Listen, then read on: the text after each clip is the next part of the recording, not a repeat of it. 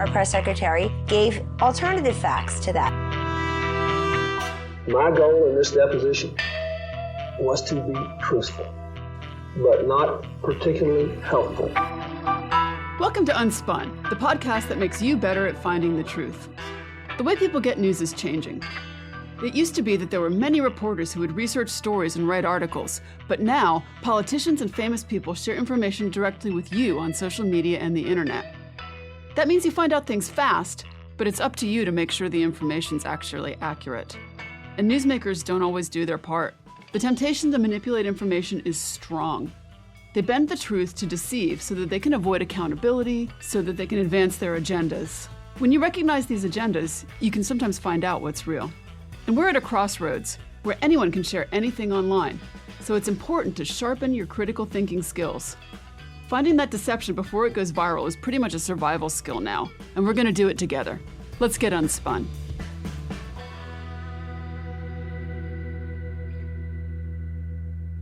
This week, because of some events that have been going on in the United States, particularly around politics with the attempted assassination of one of our presidential candidates and a major party convention, I wanted to rerun my episode on fear.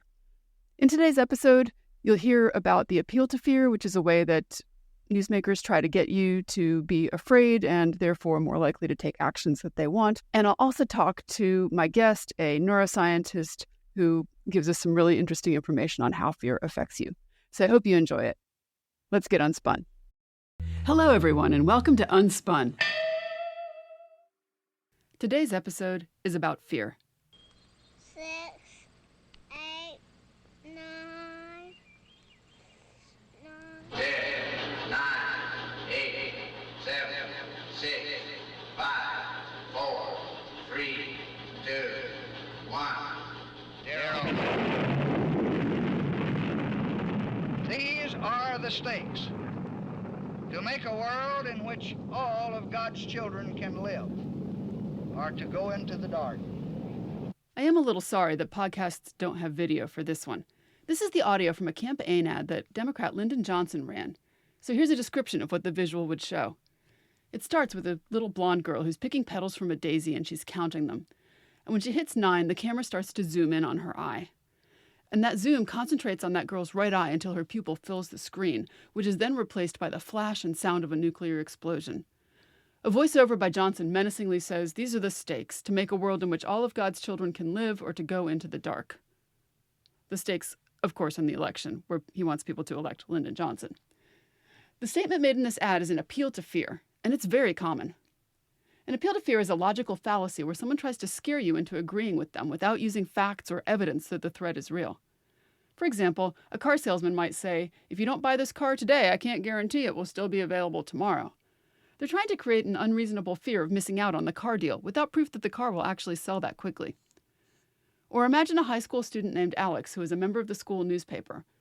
Alex is working on an article about the school's principal, Mr. Jones, and he's discovered that Mr. Jones has been embezzling money. Alex might be afraid to publish the article because he knows that Mr. Jones is a powerful man, but Alex also believes it's important for the students to know the truth. Mr. Jones finds out about Alex's article and confronts him, and he threatens Alex with suspension or expulsion if he publishes. Mr. Jones's threat is a clear example of an appeal to fear. He's trying to silence Alex by threatening him with negative consequences.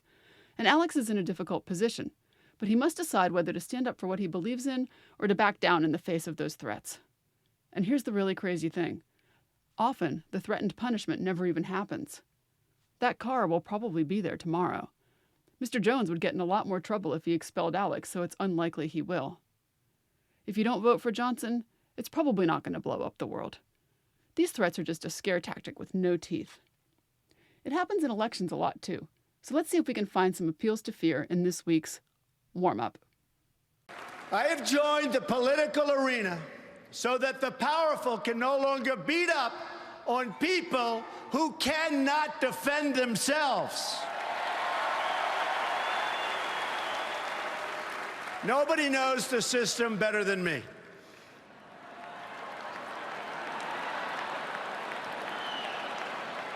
Which is why I alone can fix it.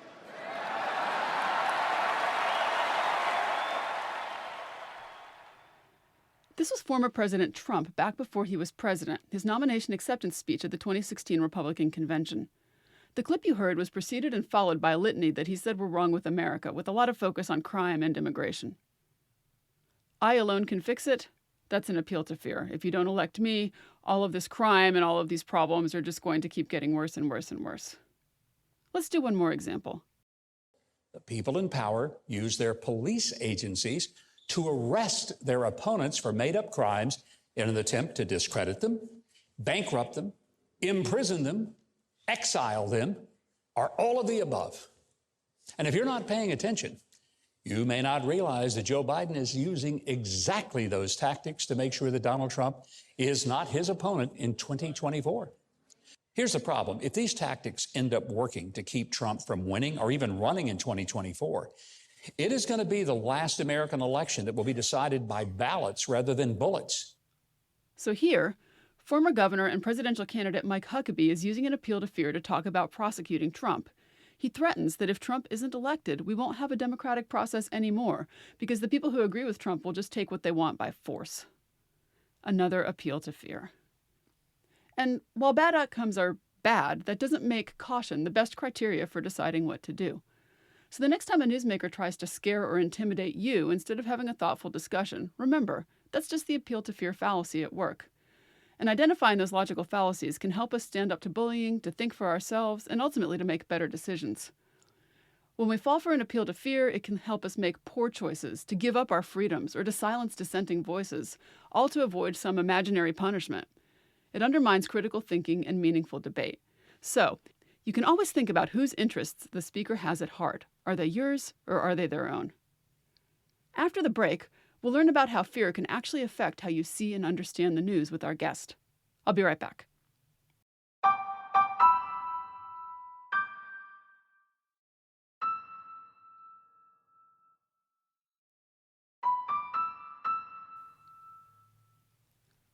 Welcome back. And my guest this week is Dr. Seth Norrholm, and he is a professor of neuroscience at Wayne State University. And I would love to see if you could tell me a little bit more about your background. Yeah, I'm Seth Norrholm, and I'm an associate professor of psychiatry here at Wayne State.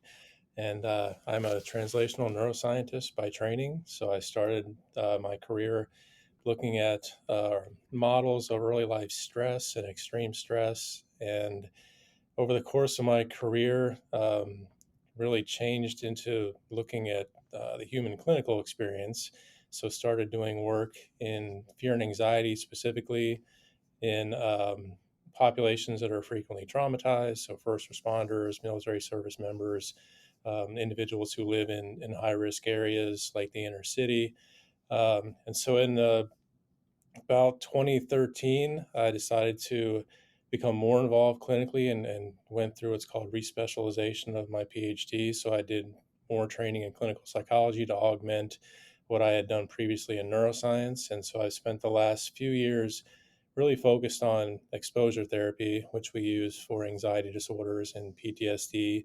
And that is, in short, looking at how you can present triggering stimuli, whether they trigger fear through a phobia or they trigger fear through PTSD, learning to experience those stimuli in real life again and to suppress your fear to those stimuli. And so we do this through exposure therapy, and we do it through a number of different modalities. Sometimes it's narratives. You'll come in and really discuss with a therapist and go through the traumatic event over and over in detail so you become less and less distressed while speaking about it. And more recently, we've been using virtual reality as a way to augment people's memories by presenting virtual representations of their trauma situation, be it civilian trauma like a motor vehicle accident or an assault, or a combat trauma like PTSD, something that occurred while you were deployed, like being exposed to small arms fire and IED explosion and things like that.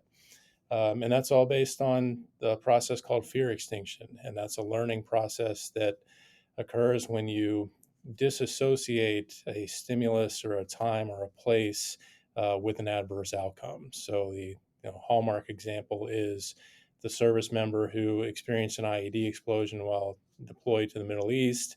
And now when they come back stateside, when they get inside a vehicle or they're sitting in traffic, they have significant fear and anxiety symptoms. And so through exposure therapy and extinction learning, you dissociate any vehicle or disassociate any vehicle with an aversive outcome. So I've been doing that for the last several years from a translational perspective. So what we can learn from animal models in terms of the human condition, and what we can learn clinically that we potentially want to look at in terms of mechanisms. Wow, that's all super interesting. What does what you do teach us about how we interact with information? Yeah, so what we look at in the laboratory, which extends to the real life experience, is how you perceive your environment, how you make an assessment of the different situations and stimuli that you're exposed to. And that really harkens back to some really primitive circuitry in the brain, which is the circuitry that's involved in threat detection. So, for example, the hallmark would be, if you and I got onto a plane, and when the plane takes off and there's loud noises and there's clickings and you're, 10, 15, 30,000 feet above the ground, that's going to be anxiety provoking for most people. And what will happen is your autonomic nervous system, which responds to things very quickly in terms of ensuring your survival in a potentially hazardous situation. So when the plane does take off and you hear some noises underneath and you're not sure what that is, you're going to have, a rush of adrenaline. You're going to feel something in the pit of your stomach. Maybe your heart rate increases. And then based on your experience, so if you're a frequent flyer, you recognize that these are the sounds that occur when you're on an airplane, and that even though you're 30,000 feet above the ground, you're safe in that environment almost 100% of the time. Obviously, there are accidents that occur, but anyway, your higher processes kick in, and you're allowed to reassess the situation and say, okay, my body signaled that I was in danger, but now I'm safe. And that's what we do in a lot of different situations, is we're looking for perceived threats. And so that could be, something acute like an illness, like we dealt with the pandemic in the past few years. That could be something like an intruder in your home or on your property, where that is a legitimate threat that you need to respond to. Or it might be something more abstract, and that's more of our human experience, which is, what might happen to me? What can happen to me? What if this happens? And those what if questions also evoke a visceral physiological response that you need to cope with in some degree, whether you say, this is something that I can deal with when the time comes, or I should probably focus more on the report that I have due for work or school than thinking about these more abstract things. So when you're interacting with the world, you're doing an assessment, and that assessment comes down to what things might be rewarding, what things might be aversive, what things might be important socially in terms of, this is a potential relationship, this is a potential social network or friendship I can engage in. And so you're making these assessments, and those assessments form the basis of learning, which is potentially changing your behavior based on new information. So if you realize that one situation is dangerous or one situation is very rewarding, like a job that you like that gives you personal satisfaction, financial reward, then you're going to engage in that, more readily than something that might be aversive. So we learn to interact with our environment based on the feedback that we get from those different situations. Okay. Um, and so would the interacting in the environment include things like information that you get that's like mass mediated? Yes, and that's obviously something that's been more relevant in the last, 10, 15 years, because the way we thought about this classically as psychologists was, when you're talking about interactions, for the most part, you were talking about face-to-face interactions, whether you're face-to-face with another person or face-to-face with a situation. These were real life situations. And of course, we had television and media in terms of that domain that was giving us information, for example, about conflicts in the world, natural disasters. And of course, we had, telecommunications in the form of our, landline phones in our houses. So for the most part, you were talking about your practical experience, and then that was, augmented by the media that you were exposed to. What's happened now, obviously, is we have these devices that fit in the palm of our hand that give us access to all kinds of information, be it, information that's legitimate, like notifications about, work, notifications about news, all the way to, I want to learn more about a topic in my life, so I'll go ahead and do a Google search or jump on Wikipedia. And so what used to be relatively limited filtering, you filtered what you watched on TV, which for a long time was limited in the number of channels you got as you went from antenna-based TV to cable to satellite. There was an exponential growth in the available media. But for the most part, you're able to filter that out by selecting what you're watching. And so what happens now with the smartphones is there's a fire hose of information available to us. And from a cognitive standpoint, we just don't have the capacity to filter it all out. And so, we talked a second ago about interacting with the stimuli and the situations available to you. That filtering out process in terms of what's dangerous, what's safe, what's important, what's not important becomes exponentially more difficult because of the volume of information available to us. Okay. So I have a follow-up question. In my field, back in the day, we used to have this theory, the mean world syndrome theory, right? And so what the mean world syndrome theory said was basically if you got a lot of messages about bad things happening in your world, which typically is like what most TV news is because of the way news works, that kind of thing, that you would eventually decide that your real world situation was a lot more threatening to you. Do you think that the kind of fire hose of information that you talked about with social media maybe makes that worse? Yeah, and I would look at it a few different ways. One is you're right, historically speaking, whatever the media platform was, we know that two things will get headlines, almost universally, which is fear and sex. And so when you were watching the nightly news or you were reading headlines in the paper, they were often skewed negatively because that attracts more eyes. And now in this day and age, attracts more clicks and visits to sites and that sort of thing. And so there's been this negative bias for a while. And I think, it's a bit of a two-way street in terms of the fire hose that's available to us, because what that allows you to do is to find an environment or a habitat virtually that either reinforces beliefs you've already had or potentially gives you information that might change your belief system. So in other words, you can find a silo or a camp that's going to fulfill what you've already perceived. So the challenge for us in a nutshell is to objectively take in this information through the fire hose and be able to make an evidence-based decision on whether or not that's relevant, to look at the sources, to look at the information, to look at other sources potentially and see if the information you're getting is actually backed up in a number of different areas. So you can either find your lane within that fire hose and say, I'm going to watch right-wing media and that's going to, reinforce what I already believe and skew you towards the negative, or I'm going to try and be more, to use Fox News's old slogan, fair and balanced, and I'm going to get information from a number of different sources and try and compare it to one another to see which one holds more merit. Now, that being said, because everything is at our fingertips and we live in this world, seconds at a time, a lot of people won't take the time to do an objective appraisal of what they're learning because they simply don't have the time, frankly, but also because it requires a lot of, digging below the surface, below the headline, below the lead and into the actual meat of what you're reading. And because most of us, myself included, use things like Twitter or X now, and really what you're exposed to is, a short number of characters to fit in a small snippet of news. And then what will often happen is that small snippet is what gets shared widely and virally, and the details and the evidence get left behind.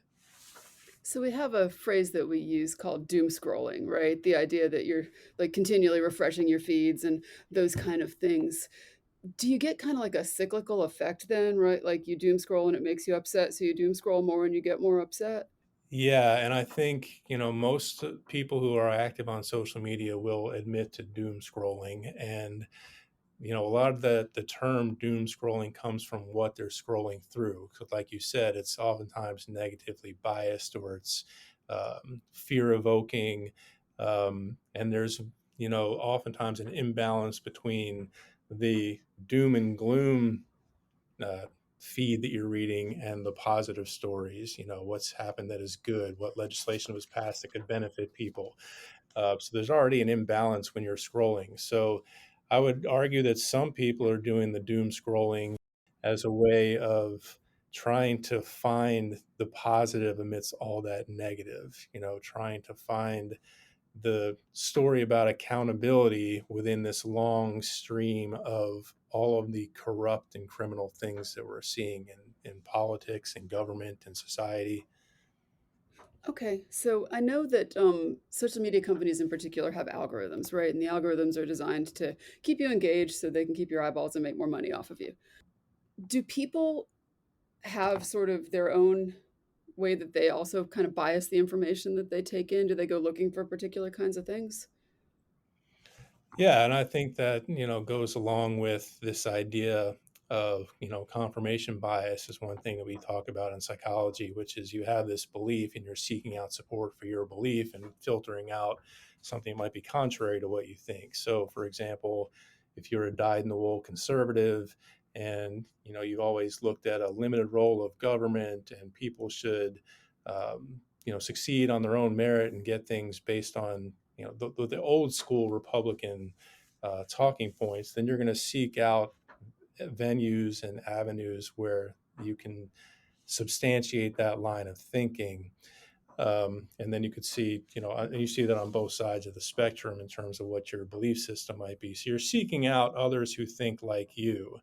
And what we're finding, I think, more recently is that, you know, in terms of percentages, a small group of people, in terms of the number, when looking at the entire population of 330 million, the small number who have these really extreme views, anti-government, the MAGA contingent, to use a label, um, you can seek that out now that we have the access to the fire hose. So it was much harder back in the day. You could be sort of a closeted anti-government fascist and not really have much of a platform. But now, because of social media and because of the internet and everything that's available to us, you can find like-minded people. And as we just seen in the House of Representatives, a small group of people with a loud enough voice can make a difference. And I think that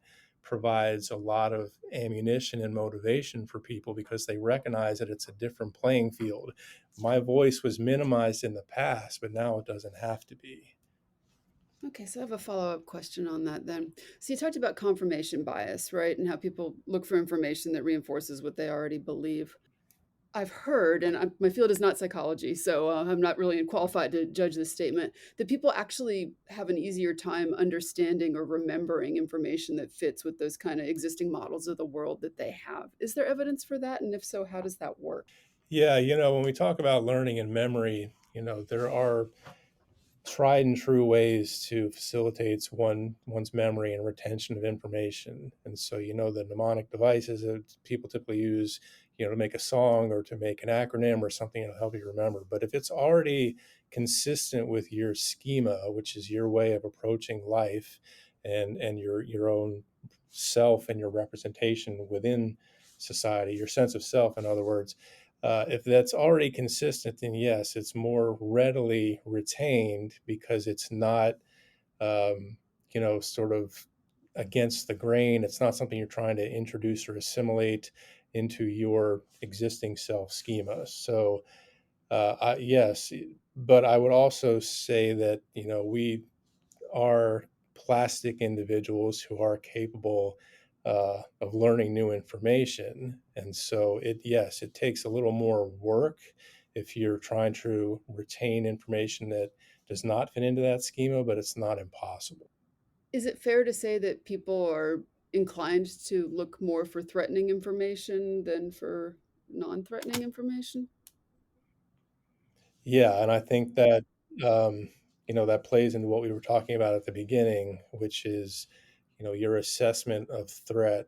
For the most part, people are going to attune to threatening or potentially threatening situations more so than potentially rewarding. And it gets back to, this survivalist instinct that we have. So if you think about it, evolutionarily or in terms of how the nervous system is structured, it's cued towards, eliminating threats, and then things like, appetite and finding food and pleasure. So I think we're inherently biased to look for the threatening things first, and then, look for the positive life sustaining elements in our situations. Okay, so if I had maybe malicious intent, I would maybe want to structure my messages to feel more threatening or make things feel more urgent than they are. Yeah, and that's what we've seen in the popular media is, here's how your life situation, here's how your family, here's how your livelihood is being threatened by these others. And that is a much stronger and more compelling argument than, hey, why don't you come join our side? Look at all the benefits we can provide for you. We can give you health care, we can give you shelter.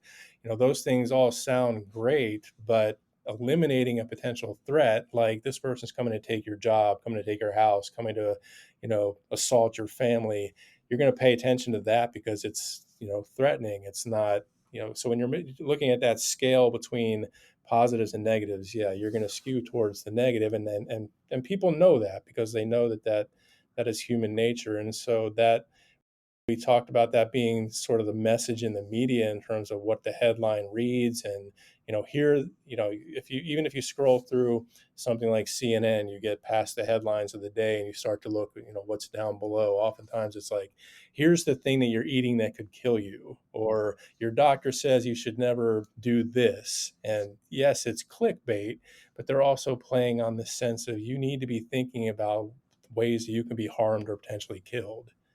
All right.